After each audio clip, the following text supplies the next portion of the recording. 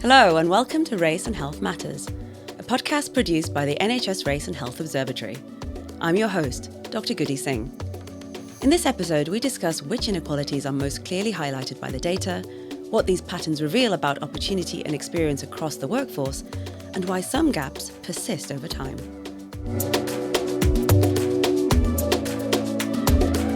Welcome to Race and Health Matters. Thank you so much for joining us. Today we're going to be talking about metrics that matter when it comes to ethnic inequity in pay and progression across the NHS.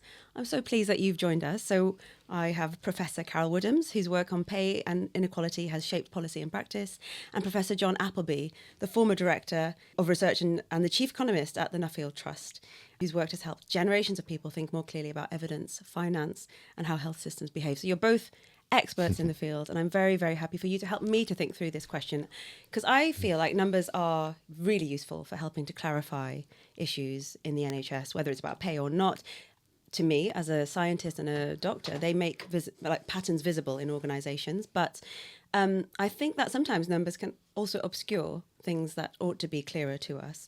And so I want to begin with a very simple start, really, which is when we say that there are ethnic disparities in pay and progression, what are the numbers that actually clearly show that the most? You know, what should people be listening to, and why should people care? Well, I mean, there are lots of different ways of measuring differences in people's pay. You could look at the average pay across an occupation or across, in let's say, the NHS, across the whole of the NHS. And that will give you one measure. There are other measures to do with what you call the median, for example, where you've got 50% of people earning above a certain level and 50% earning below a certain level. Yeah, so that's like the midpoint, isn't it? Yeah, it's the sort of midpoint. And that's often the number used to start with in terms of measuring inequality in pay. Mm-hmm. Partly because the distribution of pay, if you lined up everybody with their pay, you don't get a nice straight line going up, you know, from the lowest to the highest paid. You can get a sort of skewed distribution. What, so, like a kind of like a J-shaped? Well, it sort of can zoom up at the end, you know. Mm-hmm. So usually in research of looking into pay inequality, the median is the measure taken. Okay. Yeah, and I would say that you can reduce these pay inequalities or pay gaps down to a single headline figure. But behind that, as John has intimated, there are a lot of complexities. So for me, the interest starts to occur once you look at, you start to break it down into different occupational groups, different tenures, different genders, all sorts of different axes of inequality that sit behind that headline figure.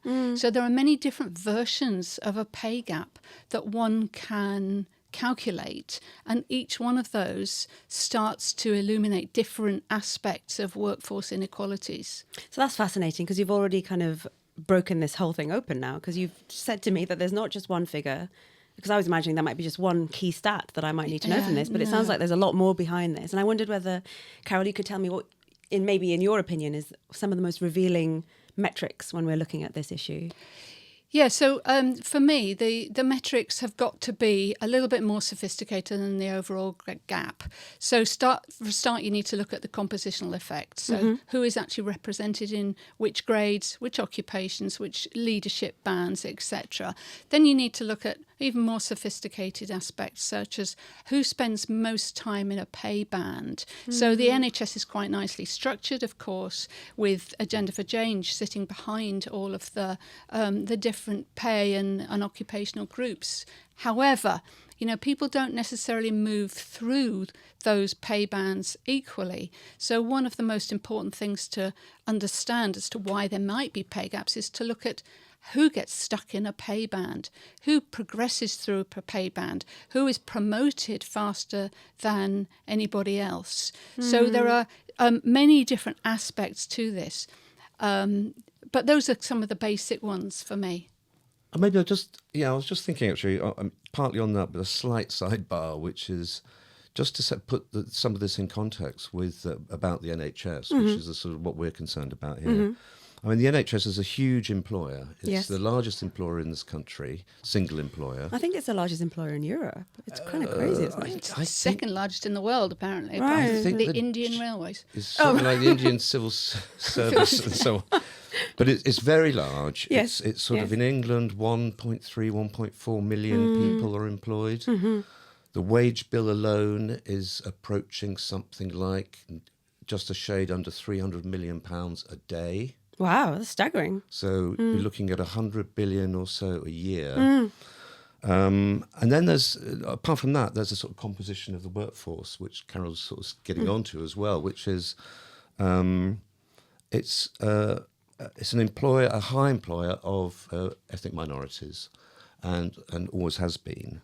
And so there's something like, I mean, don't quote me on the figure, but it's something like 280,000 to 300,000 ethnic minority staff in the NHS. Okay. Which is a big proportion of the staff. So one of the things that we're concerned with, and others, is, and also given the sort of founding ethics of the NHS, which is, you know, broadly about fairness and universalism, equality yes, and equity and so on. Big employer, lots of money spent. I mean, one of the things that we're all concerned about is our pay distributed fairly to people.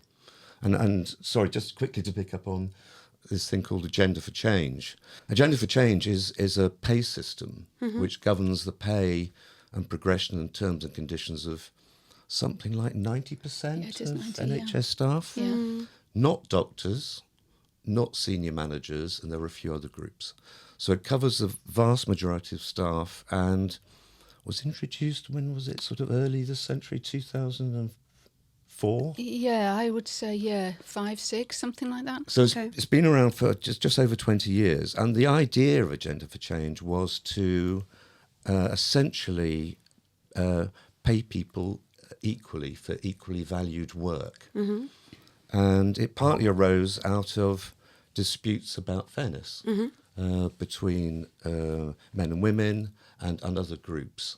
And where you found there were some groups, occupations dominated by men, and some other groups dominated by women. There were pay differences, and yet the value of the work was essentially the same. So Agenda for Change has been operating, and so that's been an important consideration in work I've done on this, and Carol as well. Yeah. So sitting behind Agenda for Change bands is a job evaluation system that disaggregates and understands the value of a job, of a role, not of a person, but of a job or a role, and then calculates the overall wage that should attract. Right. And it's very, in the NHS, it took a long time, probably, 10 years to implement something like that from start to finish. It's before my time, actually. Yeah, well, you can imagine that. I mean, I think it was first, it was 98, 99. Yeah. And it replaced a system which went back to 1914 Right. in the civil service, the Whitley Council, so known as. And Way before my time. you can imagine I think trying to... before anyone's time in here. But you can imagine you've got to get all the unions involved, management. Yeah. You've got to get agreement on things.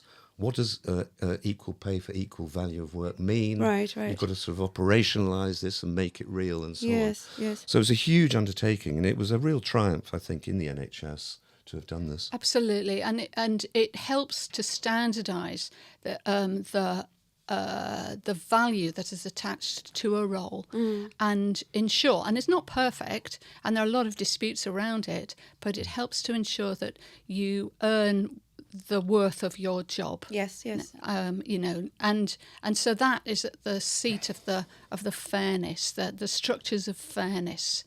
Thank you so much, both of you, for kind of like laying that out, because I think we don't appreciate actually how complex this is as an issue, just at baseline, forgetting any kind of disparities that might be present in terms of how do you ascribe a value to somebody's work anyway, and then think about it across different roles, different professions within the health service. And to me, it sounds like it's incredibly complex at the best of times. And I think, you kind of have both alluded to this, but obviously behind these numbers are real human beings who are experiencing this in a certain way. So yes, you can talk about these pay bands and whether we are, how long somebody might be sitting in a particular pay band. So it's not just about the particular pay that they're getting there, but how long are they having to wait before they can actually increase up that. And, that's important because, let's be honest, I'm a pediatrician. I would also be, and as I was during my training, I was often, kind of like wondering, well, how do they decide that like I was worth this much last year and then worth this much next year? And I would never have known, of course, if any of my male or paler colleagues were being paid any differently to me. But well, actually, your jobs are not job evaluated. oh, So as what, doctors? doctors. Oh, tell me more. Yeah. Well, this is back to the gender pay gap work that I did. Yes. You're the only occupational group that does not have job evaluation sitting behind. So it's difficult to be certain if an SAS doctor is doing equal value, whether they're delivering value against a consultant, for example. And when you say SAS doctor, you mean? I mean, an associate specialist is a specialty doctor. So yeah, not on the kind of like not on the yes. consultant. So yes. Who attributes a value or a wage to that role and rank of doctor in comparison to a consultant doctor? Who is to say whether they offer the same kind or comparative value according to their wage? Oh, so that's interesting. That's something I've picked. It's really, and it turns out to be actually really important in work when we're looking at ethnic pay gaps and so on. Yeah. You can't, well, you can, in a sense, lump all 1.4 million NHS staff together, look at their median wage for black people, white people, mixed heritage people, and so on, and that gives you one picture of differences in pay and so on. But it turns out that what jobs people do is also really important. Yes. And there does seem to be a divide between the 90% or so of people who are on agenda for change, job evaluation and pay negotiation and so on, and and doctors who are the bulk of the non-agenda for change group. So you've got the BMA, your union, arguing for your pay and so on. Now, they may engage in some sort of issues around equality between different types of doctors and so on.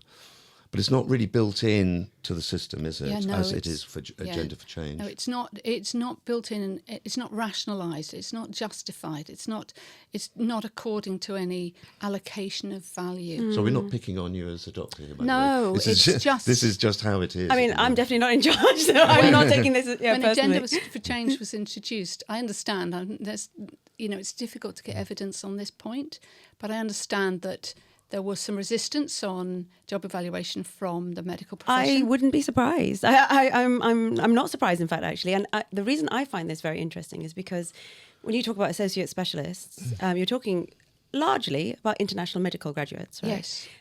Of which my dad was one of those, Yes. right? And so he had spent 40 years in the NHS. I know getting paid less than his consultant colleagues for doing probably more work than them. Yes. And again, there's no way that anyone can prove any of this stuff. Yes. But there is a sense in which, like, as you said, like that kind of cloud of secrecy or like the lack of transparency, which Agenda for Change is trying to promote. It's perhaps more the lack of consistency Yes. and an agreed sort of framework Right. for doing Yeah. this. Yes, and yes, even as a task, Yes. in pay negotiations. Yes, And when you say no one can prove this sort of thing, they can actually, because they can go in. There are experts that do this, that observe a role, that observe a person doing the role, and start to allocate specific values, points values, to each aspect of the work that they do. And then you add up all the points and you get a value attached to your job. So it might be, I mean, the big difference obviously is in responsibility. The consultant carries a lot of responsibility that maybe the associate specialist doesn't have. Or the locally employed doctor. However, who's to say whether that's the case if that's or actually not? how it's playing out. Yeah, totally. This is fascinating already. We've got a bit distracted though, haven't we? Well, I think it will speak to the experience that many people are having in the NHS. I actually want to, John, ask you about, from a systems and economics perspective, why do these metrics matter so much? And I guess, I'm thinking of leaders who are in the health system. Why should they treat them actually as a central concern as opposed to something that's just supplementary? Well, to be on the nose about it, it's against the law to unfairly discriminate. Yes. So the first question is, do you know whether you're breaking the law or not? From not an economic or policies, but from a legal point of view. And so you need data on that. You need to know how much you're paying different people. And then you need to look at those figures. I mean, one of the fantastic advantages of the NHS is it does have some centralised data collection systems. Yeah. And one of the things, and I can't quite remember, Carol, but is it 10 years ago now, the electronic staff record? Oh, no, it's 2009 is the origins of ESR. So the electronic staff record is essentially a record for every single directly employed person in the NHS. It has their occupation, their job. Within that, it has things to do with the personal characteristics, their age, their pay, their ethnicity as well. And it's not a bad record. So it's self-reported and so on. Right. So you've got about 1.2, 1.3 million records on a computer. I'm not quite sure where it's kept. Anyway, very secure, but it allows people like me and Carol to then analyze, and also NHS Trust. So, Yes. You're not off the starting blocks unless you have some numbers on this. And luckily we do. And the most useful thing about the ESR really is that once you get access to this longitudinal data set, you can start to track careers. And this is a big aspect of the ethnic pay gap, is in being informed about progression, really, not just pay as a snapshot or as a cross-section, but to be able to look at the origins of how pay inequalities and pay gaps, where the origins of those are. So that's really useful with the ESR. No, it's absolutely fantastic. And it's one of the... I mean, the other thing is that, you can find that people can get stuck, in their progression. So... It's fine going in, whatever the level is, 1, let's call it, and then you find that certain groups of people go all the way through to senior management, let's say, within a profession. Others seem to just get stuck. But you need data over time to see that. Yeah. You can do a sort of a snapshot across in 1 year, for example, and you could look at, how are women doing, how are men doing in terms of where they're graded. But it's sort of a bit of a frozen point in time. So you do need that data over time. So, and that's what the ESR allows you to do. Well, it does allow us to do that. So we have put in a calculation of number of months in certain pay bands, especially that we're doing this calculation with nurses because their labour market is very well regulated. And so we look at how long does a nurse, for example, of a certain ethnic group and migrant group, because we intersect those, sit in band 5, who progresses to band 6, who then makes it to band 7. So then you can use this kind of data as a much more of a dynamic frame to understand the origins of inequalities rather than just a snapshot of year by year who is doing this. But it's rarely used that way, I will say. I mean, the trusts, as John says, trusts have got access to this data and they've probably got the capability and capacity to be able to do the sorts of analysis that we're undertaking for this review. Yeah. However, I'm not sure that they actually do that. There's little evidence of that. So I would like us to move in that direction now, because I agree with you that metrics do matter, but only in as much as they help to guide action and change on the basis of them, right? It's one thing to see the statistics of inequality year after year, but if you're not doing anything about it, or if trusts have access to this data and they're not necessarily acting on it, that to me is more troubling. But let's talk about metrics, or which metrics might matter. I'm just going to read out some statistics which I hope you're going to agree with and they're correct. So we've got the latest RES data that's saying that in 80% of trusts, white applicants were significantly more likely than their BME applicants to be appointed from shortlisting. Then we've got another statistic here, which is 48.8% of BME staff felt that their trust provided equal opportunities for career progression. So that's less than half compared to almost 60% of white staff.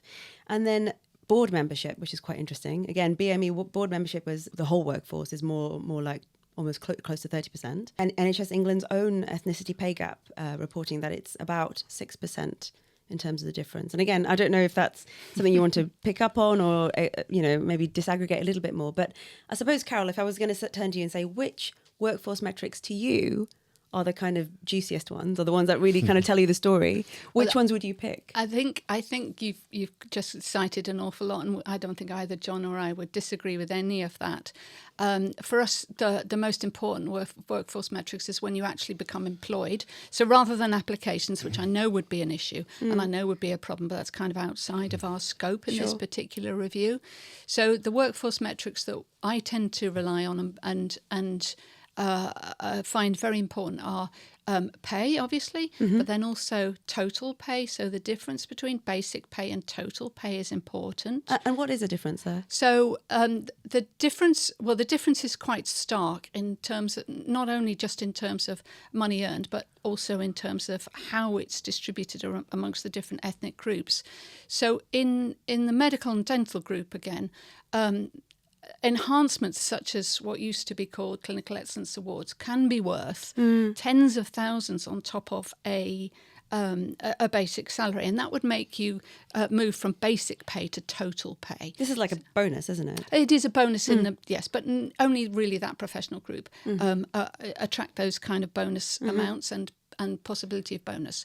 But other groups have much more exposure to the possibilities of overtime and shift work, and some get structural allowances such as London waiting and retention bonuses and such like. So there are a number of different enhancements in the electronic staff record where you can calculate a total pay, not just a basic pay. So the basic pay is your Agenda for Change band and that, and then on top of that you can have access to, or you might be allocated to a role that ascribes to you a number of these extra what we would call enhancements, but that might be kind of not really enhancing. And why does that distinction matter when we're thinking about inequality? Because it reverses, in some circumstances, in some occupational groups, it reverses the ethnic pay gap. So it might be that in some occupational groups we find that Asian groups, for example, earn less on some calculations than white groups. But then when you add in enhancements such as they may seek or they may have allocated to them more shift work, more overtime work, more on-call work, more rota work, that gap then reverses. So it's quite important. Is this anything to do with the Simpsons paradox, or is this completely different? By the way, it doesn't refer to Bart or Homer. Oh, it's not the Just Simpsons. I'm sorry, it refers to a rather dusty statistician whose first name I now forget, but who was It's not Bart, clearly. No, it's not Bart. But it's a slightly weird thing that can crop up when you're looking at data, let's say. And imagine you have some data and you've got, say, men and women in that data, for example, all mixed up together, and it may be showing things like distribution of pay and so on. And you can plot the distribution of pay for men and women all lumped together. And you could maybe find some correlation between pay and experience or something. That may be the case. Going one way may be positive. And then when you separate out men and women and look at the correlations, just men separately and women separately, you get a different relationship entirely. Oh, right, okay. And I suppose within the work that I did a few years ago around ethnic pay gaps, it cropped up because when we looked at all staff together, we found there was a pay gap, but it favoured ethnic minorities, perhaps slightly surprisingly. Okay. And we had a figure of about plus 5% in favour of ethnic minorities relative to white staff. That's really interesting.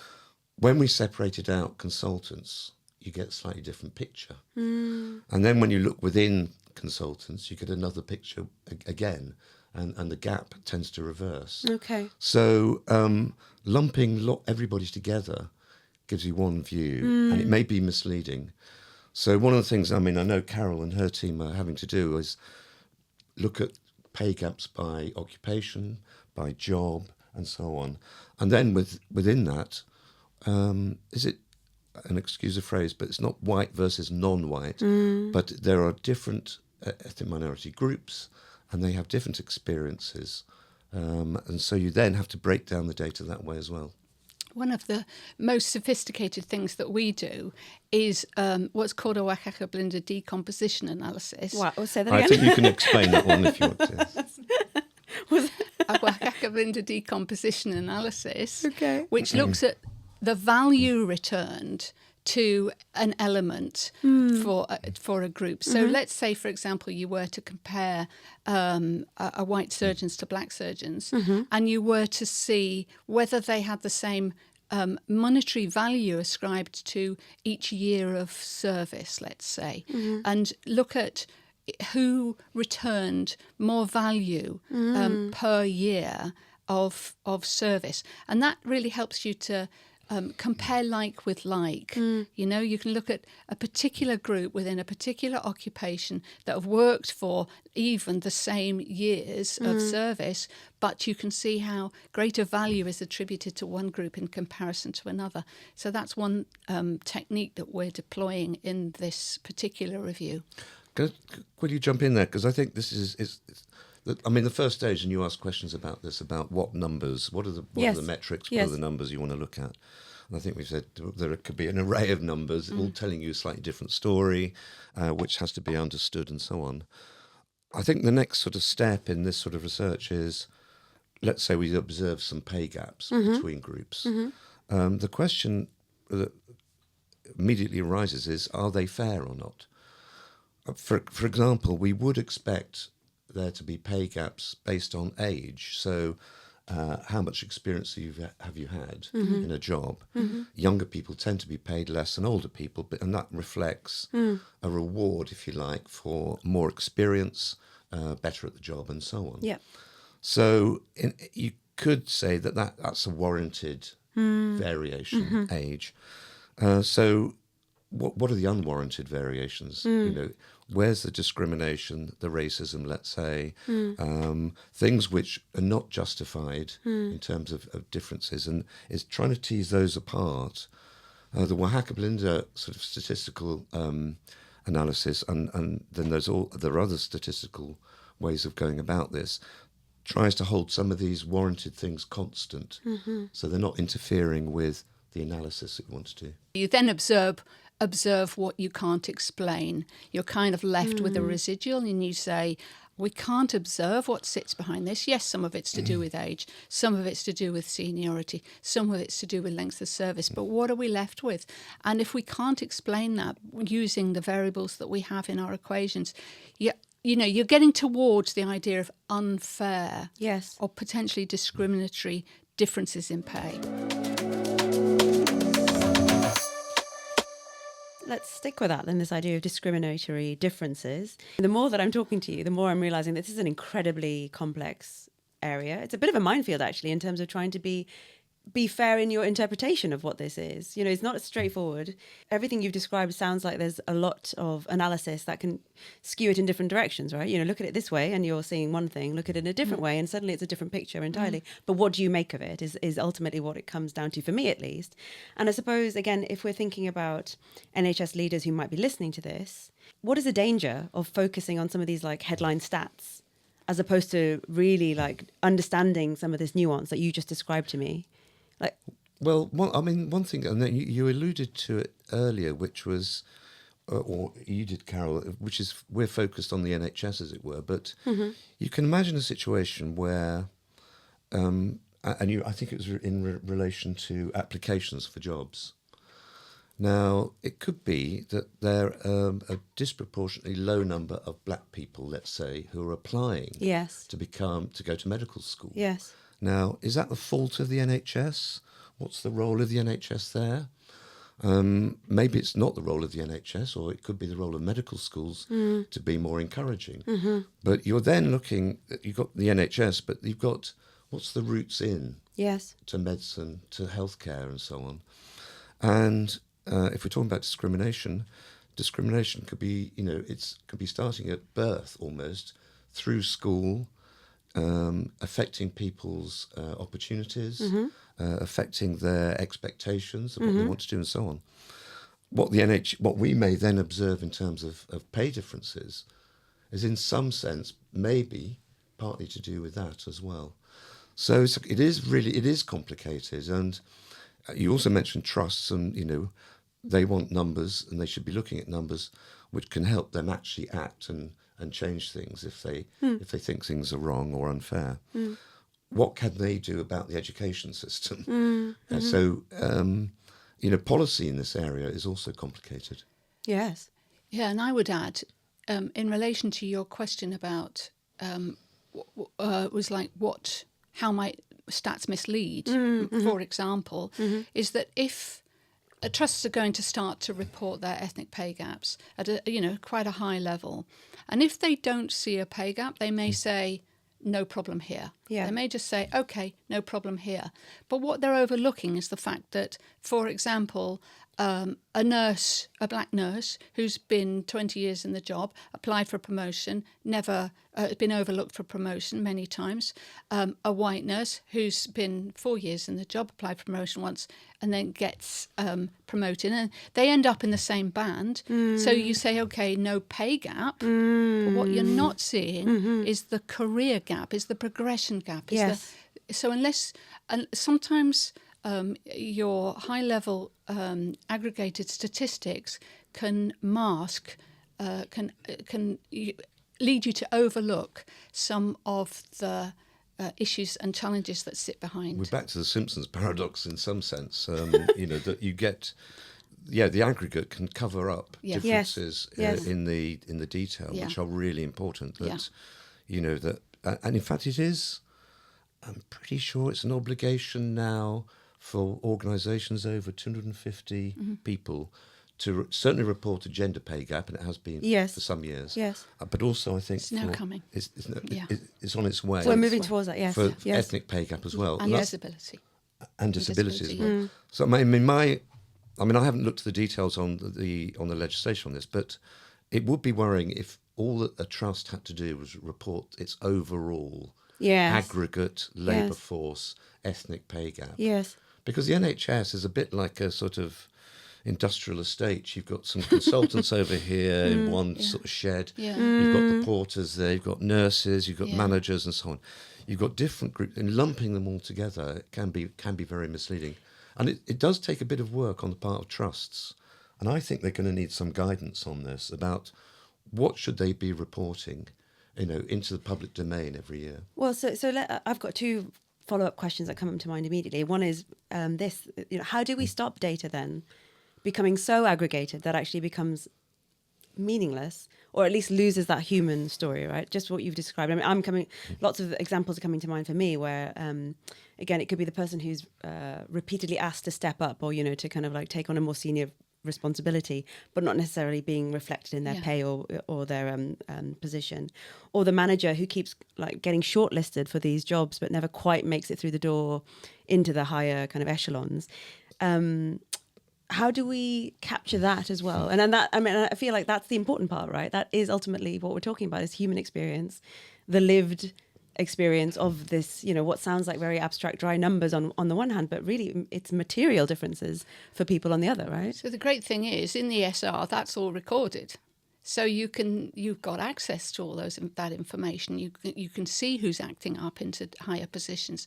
You can see who's stuck in an Agenda for Change band for many years. You can we don't have this, but you could join that together with the applications data. So we don't have that as a team, but trusts have it. So it's a question of coordination and a question really of getting your analysts. Yes. To give them the problem, give them the brief to work these things out. So it is possible, but you need to be intentional about trying to draw that out, right? Yeah. Okay. I think you've picked a really important point here, which is that, in a sense, both Carol and I are more quantitative. Yeah, but we need you. Researchers. No, 100%. Yeah. So you do need. Yeah, where are the numbers? You do need the numbers. 100%. Yeah. And as you say, there's telling a story. And I don't mean by that making something up. I mean making sense of the numbers. Yes.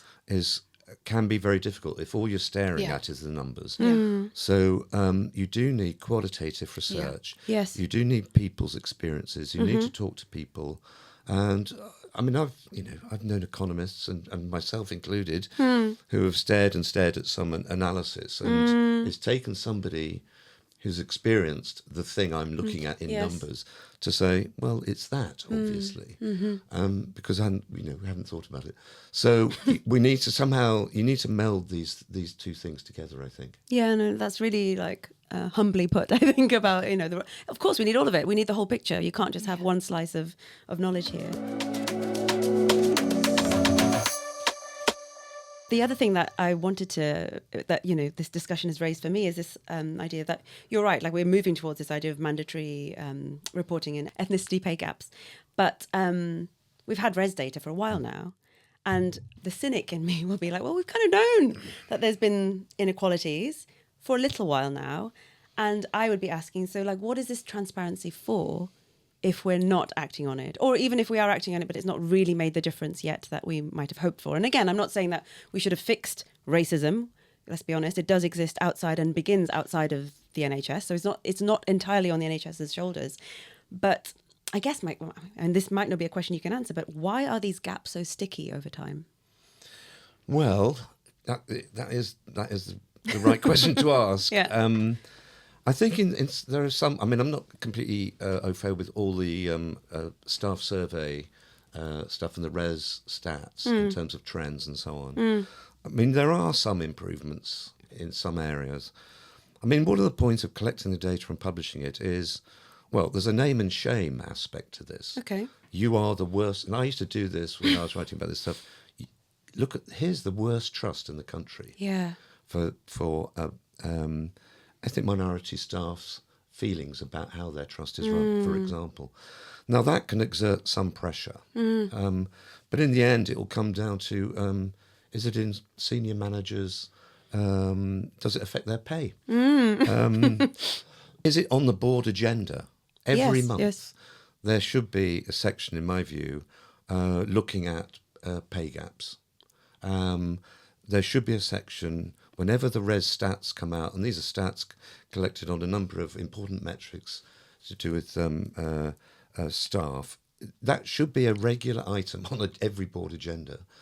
And, trusts are regulated by the Care Quality Commission. And I don't know this, and maybe they do this, but they should be monitored and graded on all aspects of their work, including how they manage their staff, how they pay their staff. So there's a number of ways, that to exert pressure on organisations. Yeah, it's brilliant. But you can also do it from a national level. So after the gender pay gap review that I undertook and reported back in 2020, we now have an implementation committee that sits every quarter and reports to ministers, which coordinates changes that impact on medical staff only is the gender pay gap in medicine review, to coordinate the kind of changes to workforce training, pay, all sorts of aspects that we made recommendations for in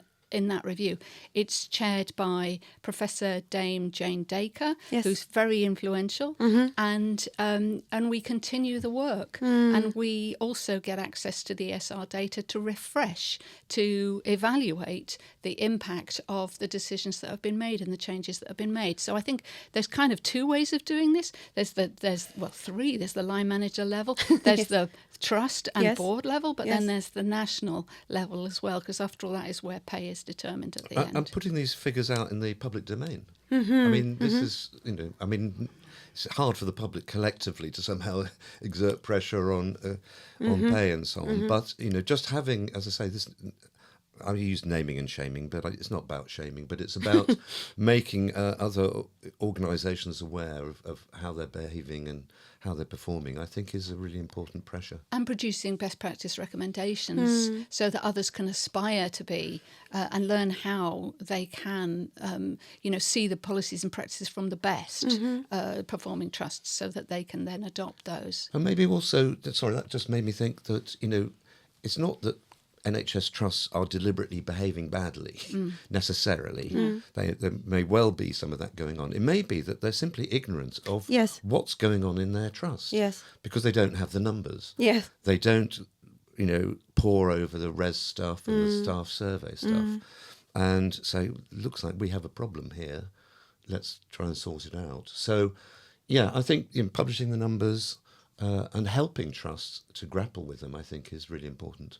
I mean, I think you bring to mind this idea about metrics only being useful in as so far as they help redesign, right, of a system. Like, there's no point measuring something if you're not going to then act on it. I mean, this is kind of the basic thing in medicine, clinical medicine. There's no point in me doing a blood test and then getting the result and then just being like, oh, well, never mind, I'll just let him have the infection. Like, that just wouldn't be how you're meant to operate, right? That's not how science works. But listening to everything you said, and by the way, there's really nicely described all those different levels at which we can try and change this.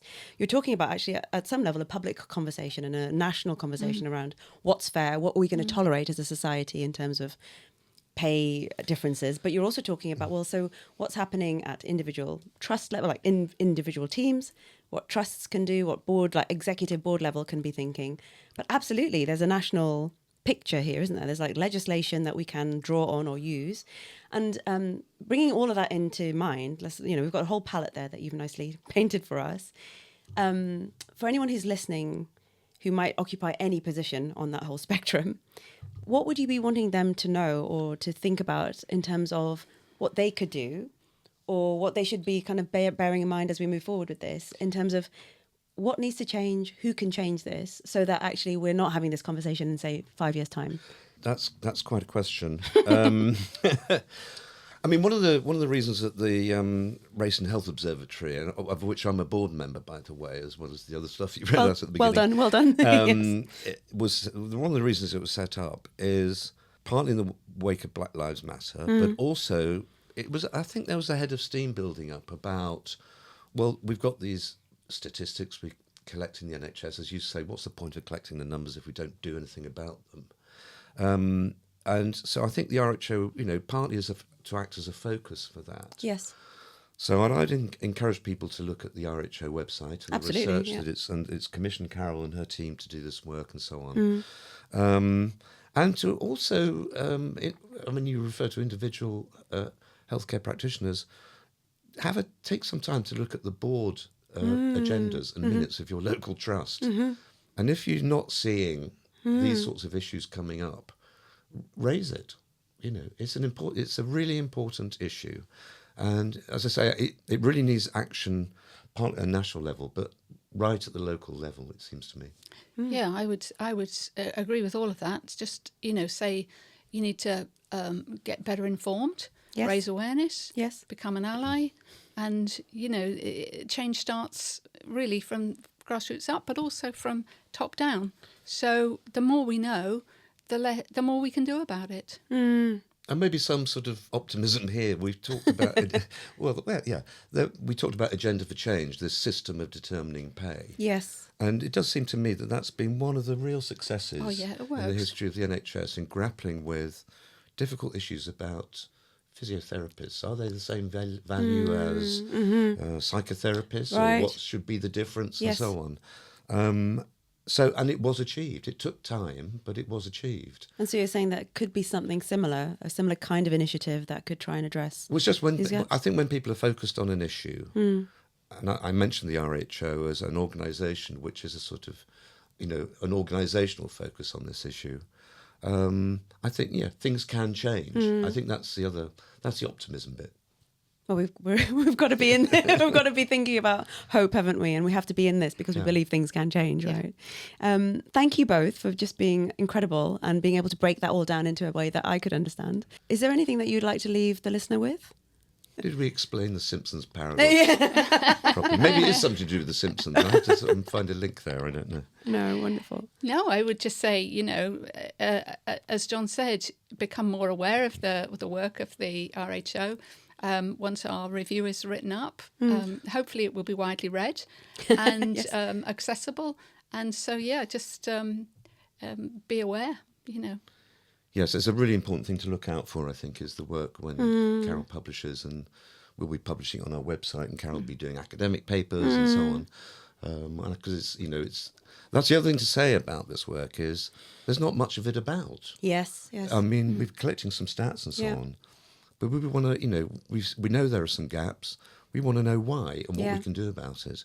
And, when we do literature reviews of this sort of ethnic pay gap stuff, even internationally, there's not much stuff being done. Yeah. So we're very proud to be able to fund Carol and her team to be, adding to this body of knowledge, really. Absolutely. And I'll say, as somebody who sometimes does think that these numbers are cold and impersonal, listening to you talk today, like, you've really shown why metrics matter, right? Because there's humans at the end of it. And if you're using these metrics really well, actually, they can be incredibly powerful and a tool for advocacy. So thank you both for the work that you've done. And thank you for joining me today. Thank you. Thank you.